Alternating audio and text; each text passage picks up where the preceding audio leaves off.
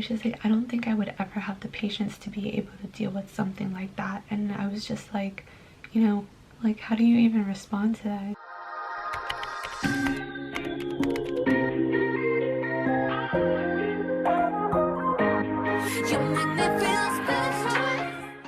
Hey guys, and welcome back to my channel. So today is gonna be a little different. I kind of just wanted to do a more personal video. I figured if you guys are already watching my videos, you should kind of get to know me if you don't really know anything about me.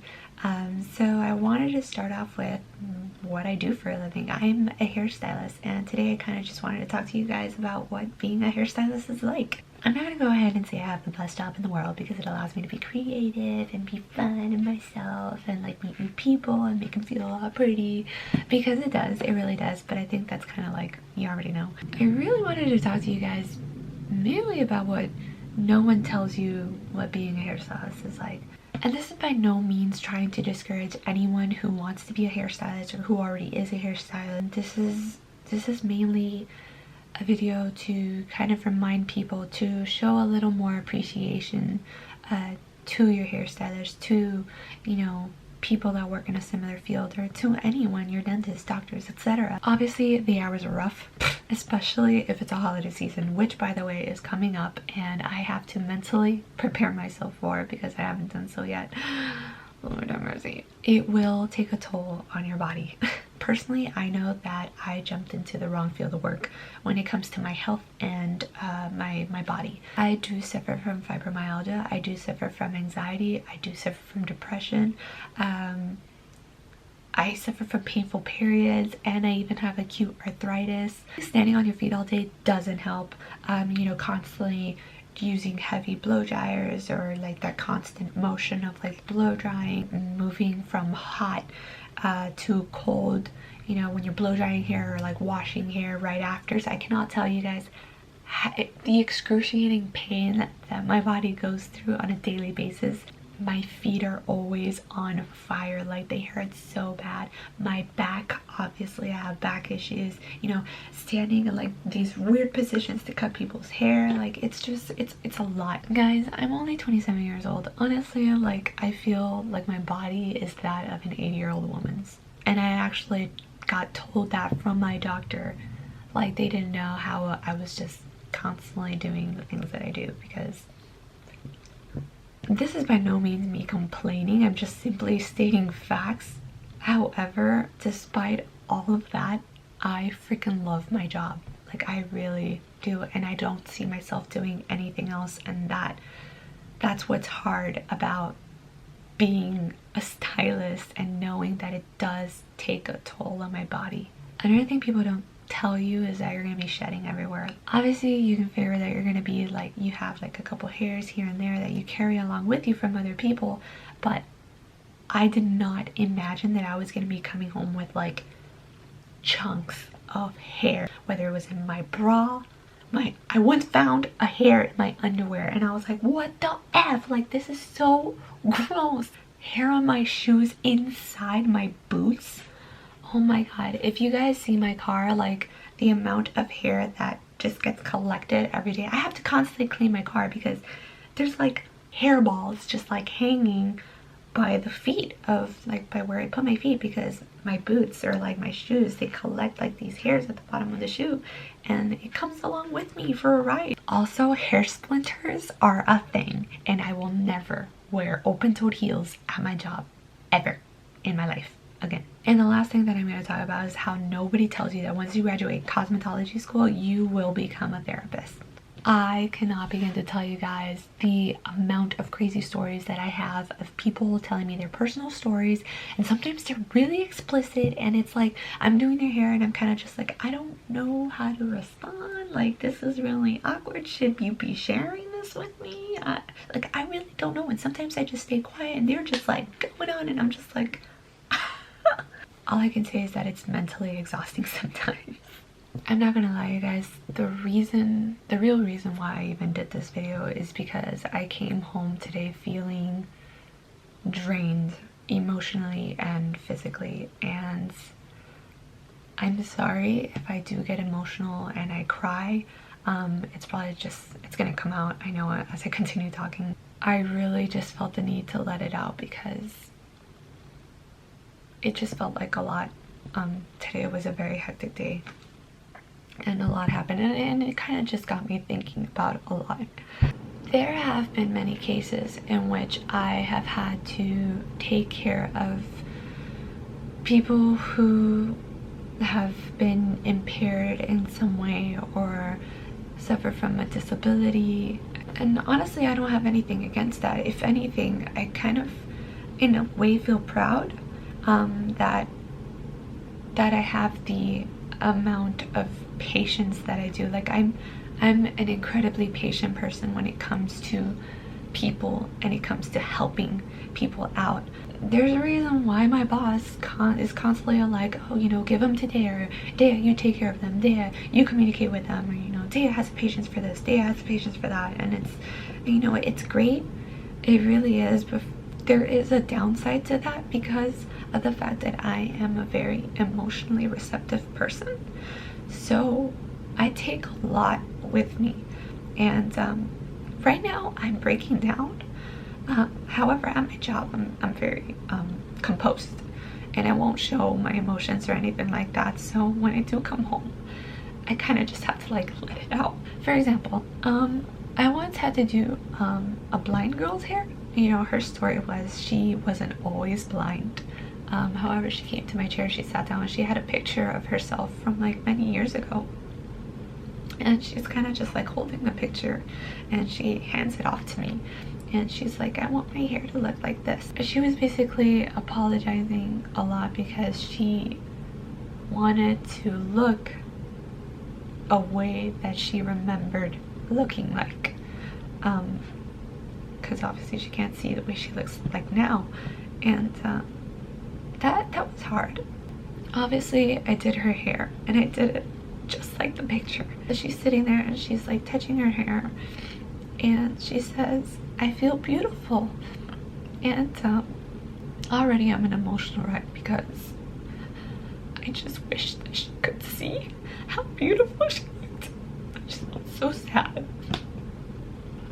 I once had to communicate with someone who was deaf and mute, and I remember turning to YouTube that day because I just like, I whipped out my phone and I was like, how to sign? And so I went up to her, and I think it was like, nice to meet, or like, nice to meet you, or something like that.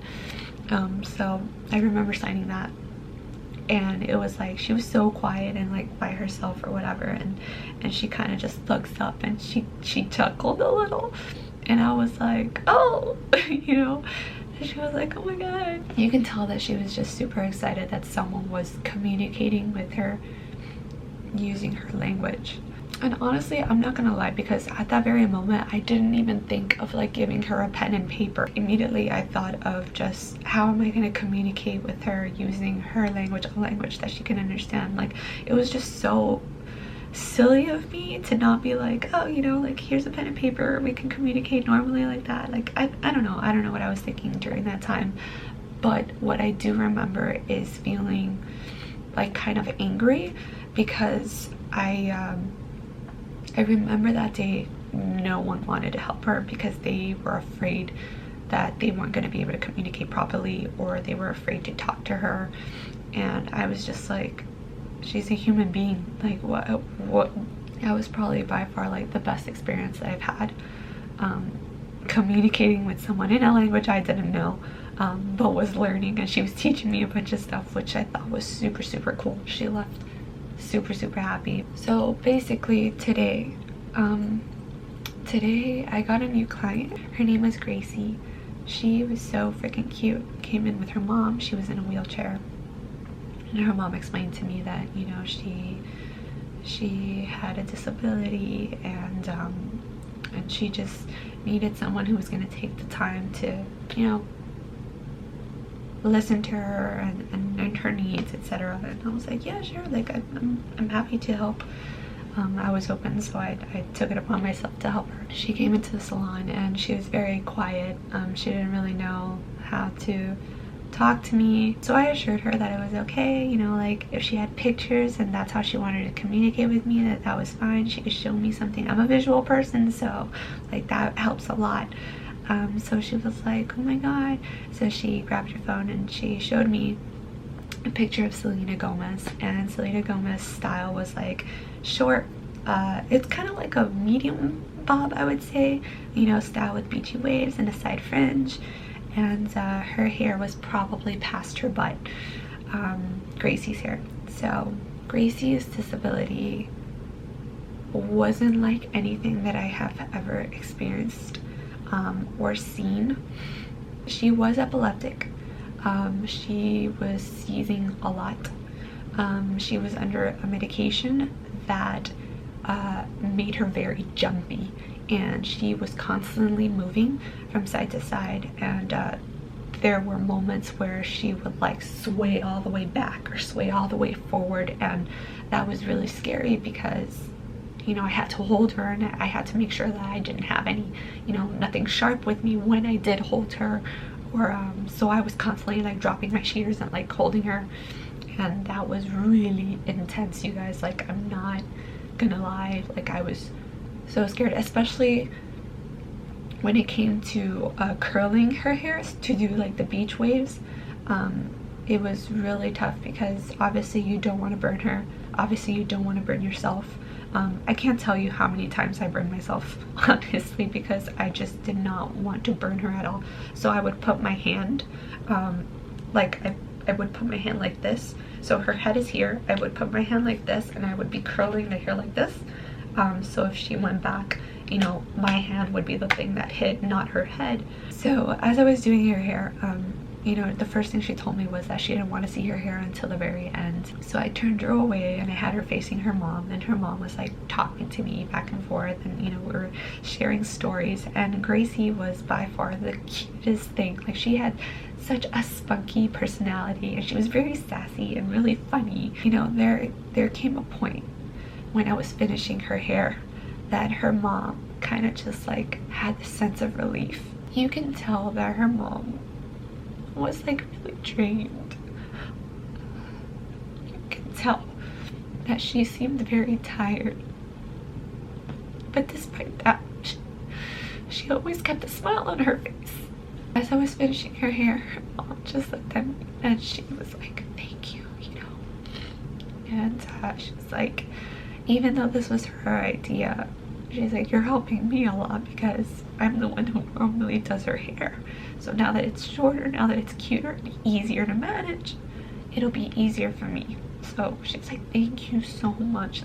So when I did finish Gracie's hair, I turned her around and she saw herself and she was just like so happy.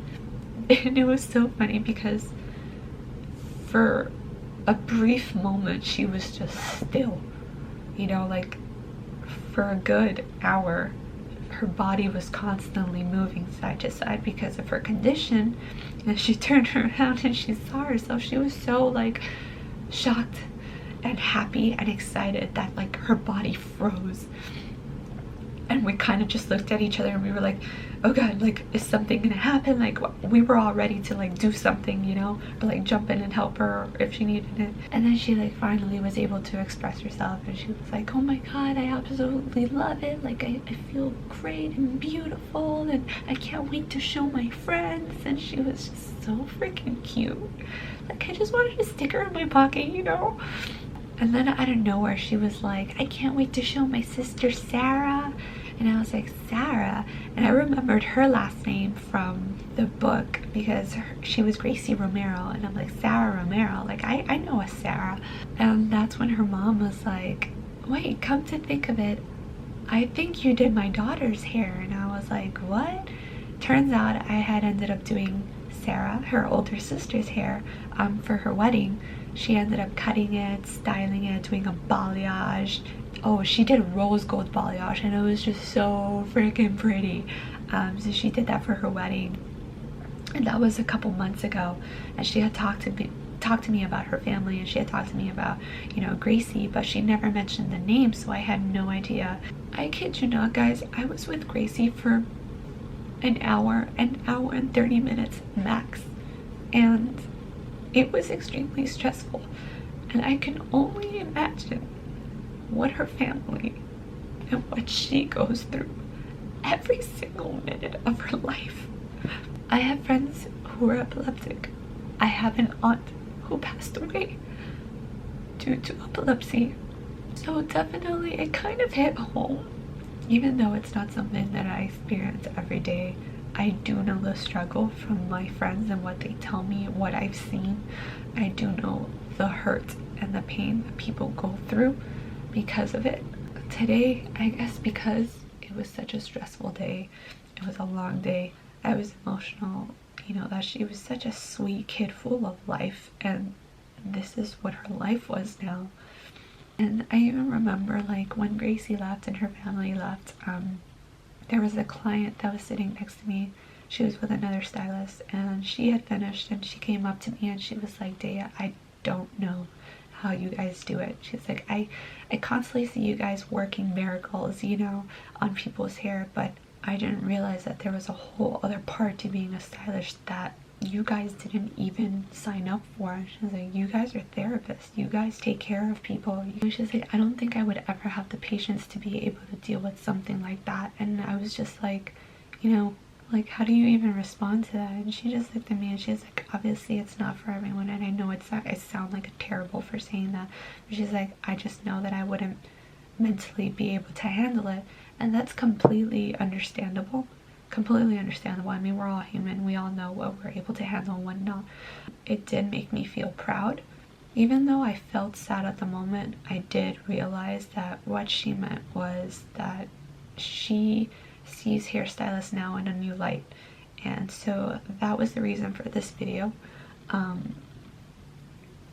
that you guys can understand a little about what we go through. I'm not saying that this is our job, like every single day that we experience crazy things or we experience things that make us sad, etc. every day. It's not like that every single day. However, what I do want to share is that we're humans too. You know, we all, whether you're in the hair industry or any other industry, I feel like people need to learn a little more patience and be kinder to one another. If I can have someone like Gracie full of smiles despite her condition, despite, you know, not being having any control of her body.